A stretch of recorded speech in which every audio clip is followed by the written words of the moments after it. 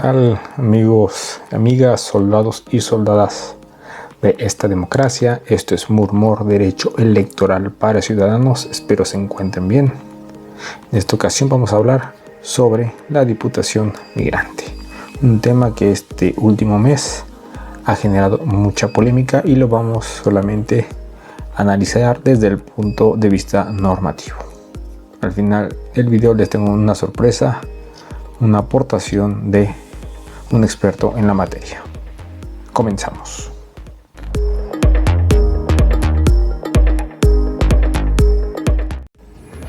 Bien amigos, pues comenzamos con este video sobre el diputado o la diputación migrante, diputada o diputado migrante.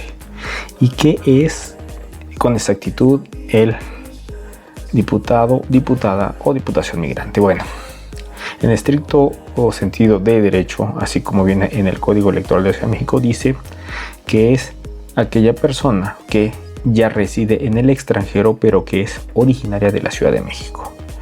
Y podemos partir de algunos supuestos constitucionales para enmarcar un poquito este derecho del diputado migrante. Como sabrán, la Constitución de la Ciudad de México acaba de ser publicada no hace mucho tiempo, igual el código con las adecuaciones constitucionales correspondientes, y de ellas destaca, como lo hemos visto anteriormente, una ampliación, bueno, no una ampliación, sino se hace, se especifican más y se dan garantías a los derechos político-electorales de los ciudadanos. Y dentro de estos derechos políticos de los ciudadanos, como sabemos, uno de los principales, que ya también nos vimos en un video anterior, es votar y ser votados. Ese es un derecho de los mexicanos. Luego entonces, en la lógica que los mexicanos que residen en el extranjero pues no dejan de ser mexicanos, por lo tanto pues tienen sus derechos político-electorales de votar y ser votados a salvo. Y este concepto lo recoge la Constitución y el Código Electoral de la Ciudad de México. Por lo tanto, se mandató en los artículos 4º, 6º y 76, me parece, del Código, ¿no?, la implementación de un diputado migrante, en el cual, bueno, se salvaguardan los derechos político-electorales de todas aquellas personas que son originarias de la Ciudad de México y que residen en el extranjero. Aunado a esto, también podemos revisar, ¿no?, que también se puede votar desde el extranjero, en este mismo sentido de garantizar todos los derechos político-electorales de los ciudadanos. Por lo tanto, cuando se hace la legislación, se incluye esta figura del diputado migrante. Sin embargo, como sabrán, y si pueden dar una buscadita ahí en las redes sociales y en las noticias de internet, hace poco, ahorita les digo cuándo exactamente, el 28 de noviembre del año pasado, se propuso o se aprobó en el Congreso de la Ciudad de México la derogación de esta figura. Y entonces la quitaron del código. Apenas el año pasado, finales del año pasado. Bueno, esto derivó de algunas impugnaciones, ¿no?, de algunos juicios para la protección de derechos político-electorales, y se llevó a juicio en los tribunales, primero en el tribunal local y luego en la sala regional de la Ciudad de México, y la cual determinó que debían retomarse los trabajos por parte del Instituto Electoral de la Ciudad de México de la implementación del diputado migrante. Ya anteriormente a todo el proceso tanto legislativo como el jurisdiccional, el Instituto Electoral de la Ciudad de México ya estaba trabajando cómo se podía implementar esta figura, ya que si ustedes revisan originalmente en el Código Electoral, la primera figura que se origina específicamente en el artículo 4º, fracción, ahorita les digo, es en el inciso B, fracción tercera, establece que esta imagen de diputado, esta diputación migrante, deberá ser con carácter o con naturaleza de mayoría relativa, lo que en esa idea original implicaría que, como sabemos, pues se eligen 66 diputados, 33 de mayoría relativa y 33 de plurinominales o de representación proporcional. Al tener esta disposición, bueno, cambian un poquito las situaciones, porque bajo el supuesto de la hipótesis original de la ley, la que fue derogada, tendría que establecerse ya sea una diputación extra de mayoría o como una circunscripción, pues, o en su defecto, pues sacrificar una de las 33 para poder completar el mandato del código. Entonces, pues el instituto, después de que fue derogado, luego impugnado y luego otra vez el Sala Superior ordena al Instituto Electoral de la Ciudad de México volver a retomar los trabajos, pues tendrían estas próximas fechas para poder resolver, ¿no?, de qué forma se va a implementar la diputación, porque además tampoco es tan específico la resolución del tribunal. Simplemente ordena que se comiencen los trabajos para la implementación de esta figura de representación. Y la semana pasada, específicamente el 2 de junio, después de que resolvió el tribunal, el Instituto Electoral de la Ciudad de México hizo un acuerdo en cumplimiento a esta resolución, ¿no?, en la que se da cumplimiento a la sentencia. Para mayor referencia les voy a decir que es la referencia del JDC 27 del 2020 de este año, la que identifican para la resolución, ¿no?, y cumplimiento de la diputación migrante. Bien, ahora ahí viene lo interesante.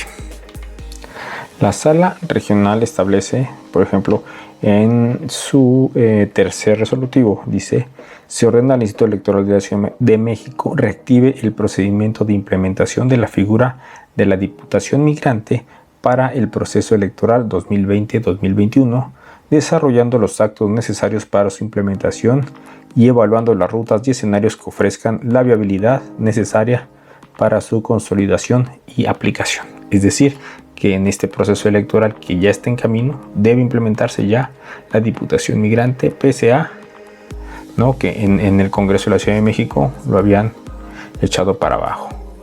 Y debe de utilizar la propia sentencia de la Sala Superior, dice que debe utilizar el Instituto Electoral de la Ciudad de México todos los elementos que previo a la derogación, ¿no?, estaban en el propio código electoral de la Ciudad de México para hacer los estudios y la implementación de esta figura. Ahora bien, en este orden de ideas les tengo una sorpresa. Invité a un amigo que es especialista en este tema sobre Diputación Migrante y voto en el extranjero. Ya habíamos hecho algún video con él. Es el doctor José Antonio Carrera, un gran amigo, doctor por la UAM, y le pedí si nos podía dar algunos pormenores sobre, por ejemplo, la diáspora, ¿no?, que se toma para realizar la proyección de la Diputación Migrante, y algunos elementos que nos va a explicar para poder entender un poquito más a profundidad el tema sin meternos en tecnicismos, para que podamos estar bien informados y tener un poco más de bagaje en opiniones sobre el tema. Pues aquí lo tiene. Los soldados y soldadas de la democracia, es como lo prometido es deuda. Aquí nos hace el honor de acompañarnos el doctor por la UAM, doctor José Antonio Carrera, un gran amigo y un conocedor del tema, súper experto en el tema. Yo tengo toda la confianza del mundo con el tema. Y bueno, pues lo agarré ahorita en cuarentena encerrado, que no se me fuera, para poder interrogarlo y que nos brindar un poquito de su conocimiento al respecto. Pues nada más para comentarles, su tesis es sobre voto en el extranjero, si no mal recuerdo, doctor. Sí. Y él es asesor del Instituto Electoral de la Ciudad de México y es de los expertazos en el tema. Y bueno, pues me tomé la libertad de molestarlo para preguntarle sobre la Diputación Migrante, que en este último mes ha dado mucho de qué hablar, ha dado mucho debate en muchos de los medios de comunicación por la trascendencia, por ser una nueva diputación, y tienen algunos problemas, ¿no?, para su implementación. Pero bueno, pues me gustaría preguntarle, doctor, primero qué qué es la Diputación Migrante, ¿no? ¿Por qué la Ciudad de México está trascendiendo tanto el tema de una Diputación Migrante? Porque muchos de los estados de la Ciudad de México, pues no tenemos mucha idea de cuántas personas en la ciudad hay fuera de Ciudad de México como migrantes, porque entendemos que la ley dice que la Diputación Migrante o el que pueda ser diputado migrante será aquella persona que ya reside en el extranjero, pero que sea originario de la Ciudad de México, ¿no? Pero realmente a quiénes va a representar o cuántos va a representar, ¿no? Y claro, son, por ejemplo, unos datos, ¿no? Que el Instituto Electoral de Ciudad de México, o que usted en alguno de sus estudios haya podido apoyar el tema de la Diputación Migrante, y cuál es el beneficio para los que están fuera de México. Claro que sí. Pues muchas gracias por volverme a invitar a tu programa, estimado amigo. Y bueno, pues justo vamos como por partes.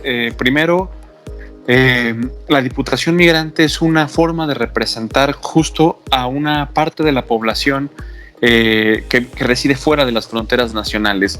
Estamos hablando en un momento de democracia representativa, es decir, nosotros elegimos a nuestros representantes para que tomen las decisiones políticas en el Congreso y en el Poder Legislativo, ya sea local o federal, y entonces hay algunos países y algunos estados que han extendido el derecho no solo a su ciudadanía en el extranjero a votar, sino que la cualidad del término sufragio activo, votar, y sufragio pasivo, ser votado, pues hay me parece 97 países que permiten el sufragio, el voto, el derecho a votar a sus ciudadanos en el extranjero y a ser votado, pues es un puñado de países, como 15 países que tienen alguna figura de representación migrante.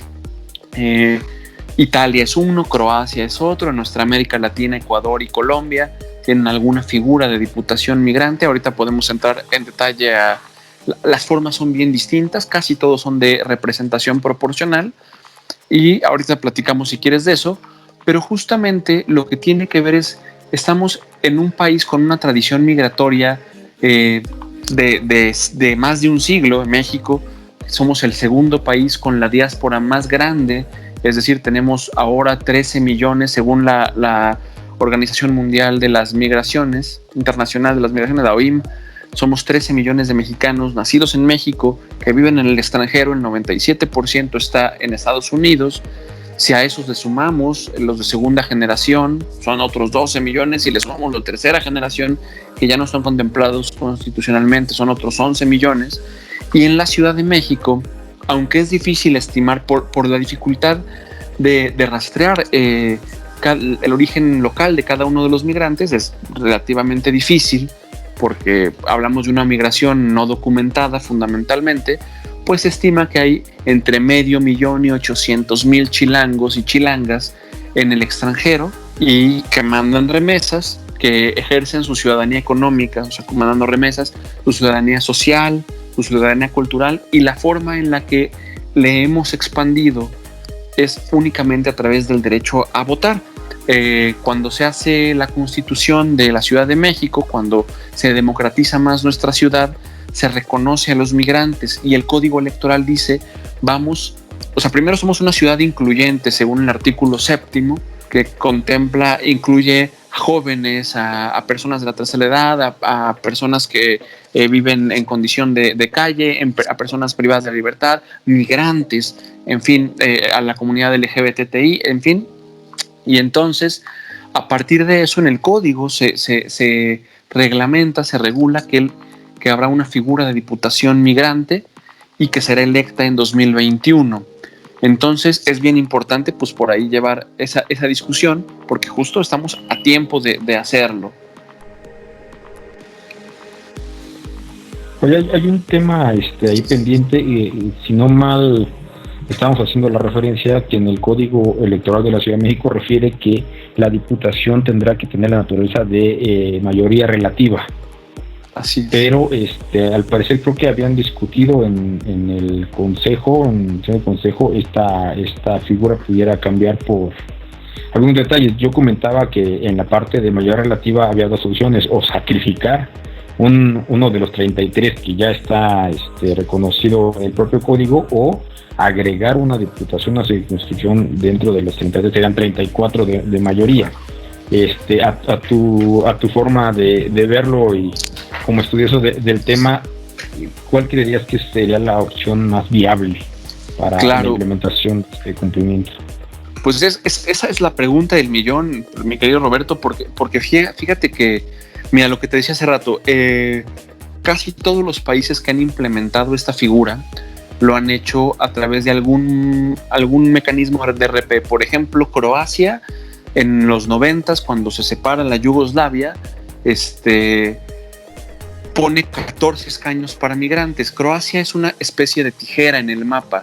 Entonces, pues nada, tiene, digamos que una parte de la diáspora se va al oriente, otra al occidente, y para jalar representación son 14 escaños, y conforme han ido regresando se han ido reduciendo.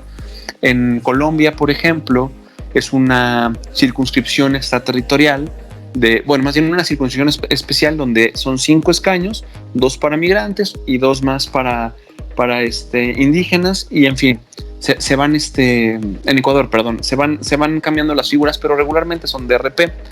Como bien dices, en el de mayoría relativa, en el código dice que sea de mayoría relativa. Sin embargo, existe esa dificultad práctica que tú ya bien encontraste. Es de mayoría relativa. Hacemos un distrito más, sacrificamos un distrito, crece el Congreso, y ese tipo de decisiones no las puede regular o reglamentar un instituto electoral, tiene que ser el legislativo, y es algo que quedó pues en el limbo, ¿no? Entonces hay un grupo de expertos académicos de universidades de prestigio de la Ciudad de México, hablo de la UNAM, de la UACM, de la UAM, del Instituto Mora, y determinan que hacer un híbrido entre la RP y la mayoría relativa. Entonces, ese híbrido es: los partidos políticos en sus listas tendrían que proponer alguna persona con cualidad migrante, y el diputado migrante más votado, en una especie de mayoría relativa artificial, digámoslo así, sería el diputado que tendría que subir a la lista. Eso provoca dos cosas bien padres, desde mi punto de vista, por supuesto.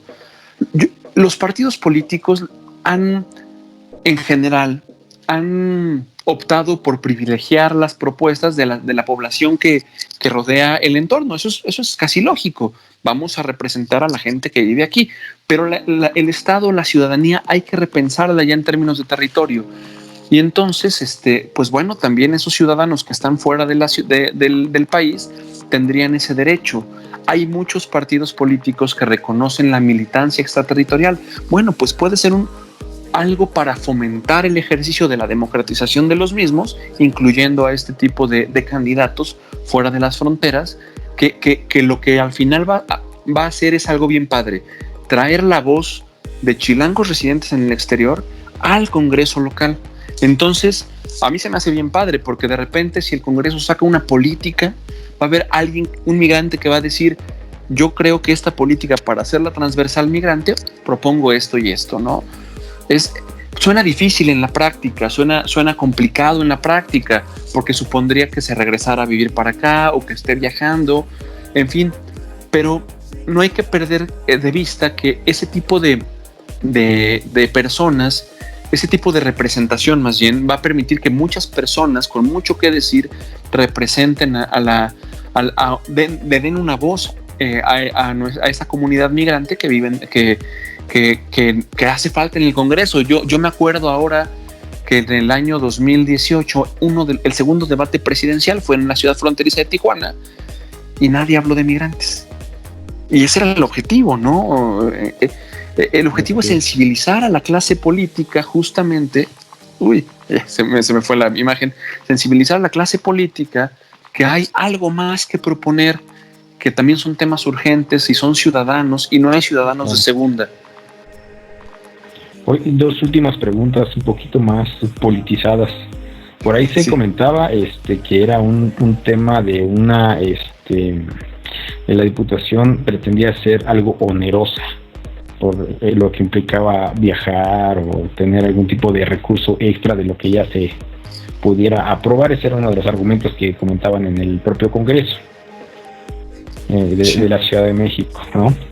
Y la otra es, ¿qué tanto, además de oír las voces de fuera del país y todo eso, cómo se puede plantear que esta persona, un solo diputado, entendiendo de que no nada más va a atender los que están en Estados Unidos o los que están en Sudamérica, o sea, va a atender a todos los mexicanos que están en el mundo? ¿Cómo es que se maneja esta logística? No sé si tengas algún tipo de referencia de cómo lo maneja el propio diputado, porque es un diputado para millones, y los diputados locales no manejan tantos millones por circunscripción, ¿no? Sería el equivalente, no sé, a unos 5 o 6 diputados, sí, ¿no? La cantidad que tienen que atender de ciudadanos. Claro, pues justo la primera parte de tu pregunta, que tiene que ver con los recursos. El voto migrante por sí mismo es más caro el voto migrante, y por supuesto eso me lleva a pensar que la representación migrante de alguna forma podría tener algún tipo de erogación mayor que las tradicionales, ¿no? Por la cuestión de los viajes, pero justamente se puede pensar ahora, sobre todo en la pandemia, en donde estamos juntándonos virtualmente. Bueno, se puede pensar algún tipo de mecanismo así. Se puede pensar una forma de que ese migrante venga a residir a la Ciudad de México y mantenga contacto con sus representados allá, porque al final la representación política, según la Constitución, es al pueblo mexicano, ¿no? Entonces, más que estar allá haciendo presencia, tiene que estar en el Congreso, haciendo que se sienta la presencia de los migrantes aquí. Me parece que eso es difícil, hay que resolverlo, sí. Es algo que no se resuelve pues tan fácil, hay que pensarlo, hay que tener imaginación, y yo creo que los migrantes la tienen. Se decía hace poco, porque bueno, como bien sabes, se aprobaron algunos documentos importantes, y entonces hubo una impugnación por parte de un partido político, de una legisladora que tenía argumentos válidos, que al final, con alguna prueba empírica, sobre todo de lo que ya sucedió en el Comité de Diputados Migrantes, se podían debatir. Y bueno, pues ahora la sala regional del Tribunal Electoral del Poder Judicial revocó la cancelación, y hay que seguir. Esperemos que siga, que llegue a buen puerto. Pero justamente lo que se decía entre los argumentos de la legisladora era: vamos a mejorar la figura. Y es que lo que está pasando es eso. Si nos pasamos la vida mejorando y mejorando, pues nunca nos va a dar la vida para darle representación a los migrantes. Es una migración que tiene un siglo, y hasta el 2005 se reglamentó, y hasta 2006 se votó. Y ahorita otra vez vamos a seguir pensando. Esas son las cosas que uno tendría que sopesar. A lo mejor, como bien dices, no es un migrante. Tenemos el 97% de la población en México vive en Estados Unidos, el 97% de la migración vive en Estados Unidos, pero también hay muchos que viven en España, en Europa, en Sudamérica. ¿Cómo sería? Italia, por ejemplo, es un ejemplo de eso. Ellos tienen un número de diputados migrantes en el Parlamento y senadores migrantes, y dividen por circunscripciones: los que viven en la Unión Europea, los que viven en América. Ese tipo de cosas, bueno, son mucho más avanzadas, tendríamos que ver cómo jala, pero se puede pensar también esa parte. Pero lo que sí no se puede, desde mi punto de vista humilde, es justo, pues lo que no se puede es esperar. Eso no se puede. No. Esperar que la voz migrante llegue ya no se puede. Entonces, justo hay un chiste de un estandopero de Bull, voy a caricaturizarlo, pero es un chiste de un estandopero muy bueno, luego te mando el link, en donde dice que le hacen bullying a un gordito, y la respuesta es: bueno, pues hagamos una escuela para gorditos. Pues no, el chiste es vamos a incluyámonos todos, somos una ciudad incluyente, ¿no? Y nuestra ciudad llega hasta Los Ángeles, y la Ciudad de México llega a Chicago, y llega a Madrid, y eso es lo que desde mi punto de vista es lo que el legislador, lo que la constituyente quiso decir, ¿no? Ellos quisieron decir. Perfecto. Sí. Muchas gracias, doctor. Agradecemos mucho. Gracias por tu tiempo y por compartirnos un poco de tu conocimiento en el tema, porque la verdad es que sí es un poquito el tema un poquito rudo y un poquito no tan ciudadanizado todavía. Y Sí, es sí. una nueva imagen que nos está llamando mucho la atención y pues que ha generado un poquito de encono en algunos partidos políticos y con algunos actores políticos también. Y pues bueno, te agradecemos mucho, Hombre. doctor. Te mando un fuerte No, hombre. abrazo. Muchas, Cuídate igualmente, como siempre, muchas gracias por invitarme y sí decide la ciudadanía solamente cerrar con no tengamos miedo de decir ya no viven aquí, porque esa es la idea común. Decidieron irse y entonces ya no viven aquí. No decidieron irse. Las condiciones sociales, laborales, los orillaron a irse, ¿no? Entonces, la falta de oportunidades los orillaron a irse. No sé si esté cambiando esto, pero lo que no podemos hacer nosotros es seguirle dando la espalda. Eso es lo más importante. Llegan sus remesas, y eso, si lo recibimos bien, entonces, pues recibámoslo con el Congreso abierto, con las instituciones abiertas, en fin, con los brazos abiertos. Sus derechos. Exactamente, porque son nuestros hermanos chilangos. Estás. Muchas gracias, doctor. Un abrazo. Me da mucho gusto, gracias a ti. Mucho. Ahí está ahí. Ahí le detengo, canal.